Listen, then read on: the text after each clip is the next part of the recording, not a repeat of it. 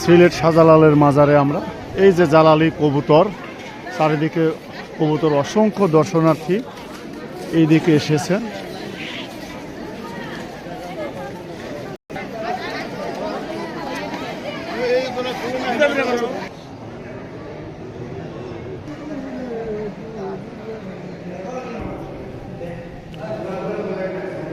হযরত শাহজালালের মাজার শরীফের ভেতরে আমরা এখন অবস্থান করছি।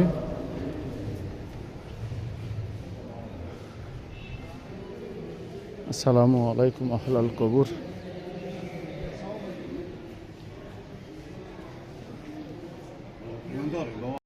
বন্ধ করেন।